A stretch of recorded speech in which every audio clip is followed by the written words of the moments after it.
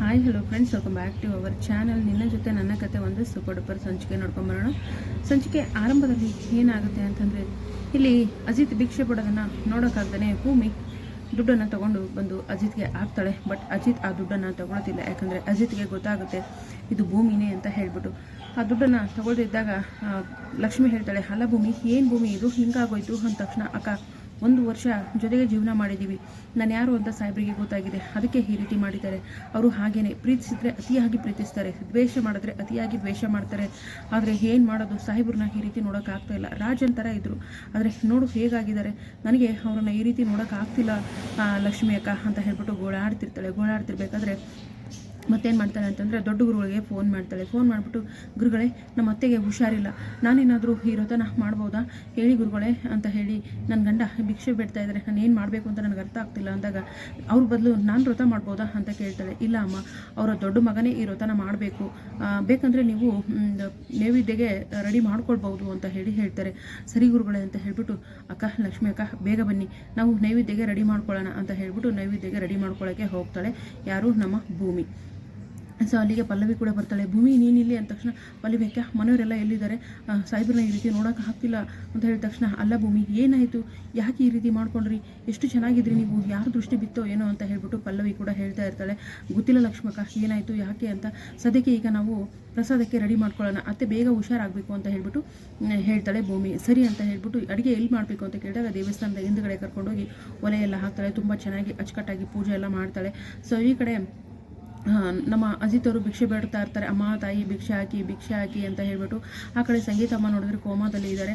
ಅಲ್ಲಿ ನಮ್ಮ ನಚ್ಚಿ ಅವರು, ಅಮ್ಮ ನೋಡಮ್ಮ, ಅಣ್ಣನ ನೋಡಮ್ಮ ಹೇಗೆ ಕೂತಿದ್ದೆ ನೋಡಮ್ಮ, ಭಿಕ್ಷೆ ಬಿಡ್ತಿದ್ದೆ ನೋಡಮ್ಮ, ನೀನೇನಾದರೂ ಎಚ್ಚರವಾಗಿದ್ದರೆ ಈ ರೀತಿ ಅಣ್ಣನ ಬಿಡ್ತಿದ್ದೀಯನಮ್ಮ, ನೋಡಮ್ಮ ಅಂತ ಹೇಳ್ಬಿಟ್ಟು ಅಳ್ತಾ ಇರಬೇಕಾದ್ರೆ ಎಲ್ಲಿ ನೋಡ್ತಾರೆ ಪಾಪ, ಸಂಗೀತ ಕೋಮಾದಲ್ಲಿ ಇರ್ತಾರೆ. ಅವ್ರದೇ ಡಿಪಾರ್ಟ್ಮೆಂಟಿನ ಒಬ್ಬರು ವ್ಯಕ್ತಿ ಬರ್ತಾರೆ. ಬಂದ್ಬಿಟ್ಟು, ಸರ್ ನೀವಿಲ್ಲಿ ಏನು ಮಾಡ್ತಿದ್ದೀರಾ ಸರ್, ಯಾಕೆ ಸರ್ ಈ ರೀತಿ ಅಂತ ಕೇಳ್ತಾರೆ. ಅದು ಅಮ್ಮನಿಗೆ ಹುಷಾರಾಗಬೇಕು ಅಂದರೆ ನಾನು ಭಿಕ್ಷೆ ಬೇಡಿ ಬಂದ ಹಣದಲ್ಲಿ 10 ಜನಕ್ಕೆ ಪ್ರಸಾದ ಮಾಡಿ ಹಂಚಬೇಕು ಅಂತ ಹೇಳಿದ ತಕ್ಷಣ ಅಳ್ತಾ ಇರ್ತಾರೆ. ಏನು ಸರ್, ಈಗಿನ ಕಾಲದಲ್ಲಿ ಅಪ್ಪ ಅಮ್ಮನ ಮೂಲೆ ಗುಂಪು ಮಾಡ್ತಾರೆ, ಅಪ್ಪ ಅಮ್ಮನ ಬೇಡ ಅಂತ ಎಲ್ಲೆಲ್ಲೋ ಅಂದರೆ ಆಶ್ರಮಗಳಿಗೆ ಆ ಕಡೆ ಈ ಕಡೆ ಆಡ್ತಾರೆ, ಅಂಥದ್ರಲ್ಲಿ ನೀವು ಅಮ್ಮನಿಗೋಸ್ಕರ ಇಷ್ಟೆಲ್ಲ ಮಾಡ್ತಾ ಇದ್ದೀರಾ ಸರ್ ಅಂತ ಹೇಳ್ಬಿಟ್ಟು ಜಾಸ್ತಿ ದುಡ್ಡು ಹಾಕೋಕ್ಕೆ ಬರ್ತಾರೆ. ಅಯ್ಯೋ, ನೀವು ಬೇರೆ ಭಿಕ್ಷುಕರಿಗೆಲ್ಲ ಎಷ್ಟು ಹಾಕಿದಿರಿ ಅಷ್ಟೇ ಹಾಕಿ, ನನಗೆ ಜಾಸ್ತಿ ಬೇಡ ಅಂತ ಹೇಳ್ತಾರೆ ಅಜಿತ್ ಅವರು. ಸರ್, ನಿಮ್ಮಂಥ ಒಬ್ಬ ಸಿನ್ಸಿಯರ್ ಆಫೀಸರ್ ಇದ್ದರೆ ನಮ್ಮಂಥ ಎಷ್ಟೋ ಜನಗಳು ಬದುಕ್ತೀವಿ ಸರ್ ಅಂತ ಹೇಳ್ಬಿಟ್ಟು ಆ ಪೊಲೀಸ್ ಕೂಡ ಅಳ್ತಾ ಇರ್ತಾರೆ. ಆಗ ಅಲ್ಲೇ ಇದ್ದಂಥ ಒಬ್ಬ ಭಿಕ್ಷುಕ ಅಜ್ಜಿ ಅದನ್ನೆಲ್ಲ ಕೇಳಿಸ್ಕೊಂಡು ಏನು ಮಾಡ್ತಾರೆ, ಅಪ್ಪ ತಾಯಿಗೋಸ್ಕರನ ಅಪ್ಪ ಇದನ್ನೆಲ್ಲ ನೀನು ಮಾಡ್ತಾ ಇರೋದು ಅಂದ ತಕ್ಷಣ, ಹೌದು ಅಮ್ಮ, ನನ್ನ ಅಮ್ಮನಿಗೆ ಹುಷಾರಿಲ್ಲ, ಆದಷ್ಟು ಬೇಗ ಹುಷಾರಾಗಬೇಕು ಅಂತ ಇದನ್ನೆಲ್ಲ ಮಾಡ್ತಾ ಇದ್ದೀನಿ ಅಂದ ತಕ್ಷಣ ಅವರು ಕೂಡ ಫುಲ್ ಶಾಕ್ ಆಗಿಬಿಟ್ಟು, ಅಯ್ಯೋ ಕಂದ, ನನಗೂ ನಿನ್ನಂಥ ಒಬ್ಬ ಮಗ ಇರಬಾರ್ದೆ, ನನ್ನ ಮಗನೇ ತಂದು ಇಲ್ಲಿ ಭಿಕ್ಷೆ ಬೇಡಕ್ಕೆ ಕೂರಿಸಿದಾನಪ್ಪ ಅಂತ ಹೇಳ್ಬಿಟ್ಟು ಎಲ್ಲ ಭಿಕ್ಷುಕರು ಬಂದ್ಬಿಟ್ಟು ಪಾಪ ಅಜಿತ್ಗೆ ಆದಷ್ಟು ಬೇಗ ನಿಮ್ಮ ತಾಯಿಗೆ ಹುಷಾರಾಗಲಿ ಅಂತ ಹಾರೈಸ್ತಾರೆ. ಅಜಿತ್ಗೆ ತುಂಬ ಖುಷಿ ಆಗುತ್ತೆ. ನಿಮ್ಮ ಋಣವನ್ನು ನಾನು ಹೇಗೆ ತೀರಿಸಲಿ ಅಮ್ಮ ಅಂತ ಹೇಳ್ಬಿಟ್ಟು ಅವ್ರಿಗೆಲ್ಲ ಕೈ ಮುಗಿತಾ ಇರ್ತಾನೆ. ಈ ಕಡೆ ಮತ್ತೆ ಪೂಜೆ ಮಾಡ್ಸೋಕ್ಕೆ ಬರ್ತಾರೆ.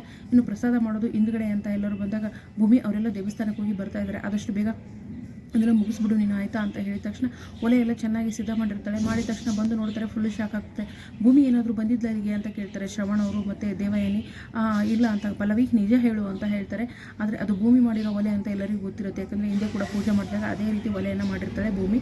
ಸೊ ಹಾಗಾಗಿ ಎಲ್ರಿಗೂ ಡೌಟ್ ಬರೋಕ್ಕೆ ಶುರು ಆಗುತ್ತೆ. ಈ ಡೌಟ್ ಎಲ್ಲಿಗೆ ಹೋಗಿ ಮುಟ್ಟುತ್ತೆ, ಅಜಿತ್ನ ಮತ್ತೆ ಕೋಪಕ್ಕೆ ಗುರಿಯಾಗುತ್ತಾ, ಏನಾಗುತ್ತೆ ಮುಂದಿನ ಸಂಚಿಕೆಯಲ್ಲಿ, ಭೂಮಿ ಏನಾದರೂ ಮನೆಯವ್ರ ಕೈಗೆ ಸಿಗ್ತಾಳಾ ಅನ್ನೋದನ್ನು ಮುಂದಿನ ಸಂಚಿಕೆಯಲ್ಲಿ ಕಾದು ನೋಡೋಣ. ವಿಡಿಯೋಗೆ ಒಂದು ಲೈಕ್ ಮಾಡಿ, ಚಾನಲ್ ಸಬ್ಸ್ಕ್ರೈಬ್ ಮಾಡಿಕೊಂಡು ಸಪೋರ್ಟ್ ಮಾಡಿ, ಯಾಕಂದರೆ ಇಲ್ಲಿ ಕುತಂತ್ರಿ ದೇವಯಾನಿ, ಅಶ್ವಿನಿ ಎಲ್ಲ ಇದ್ದಾರೆ.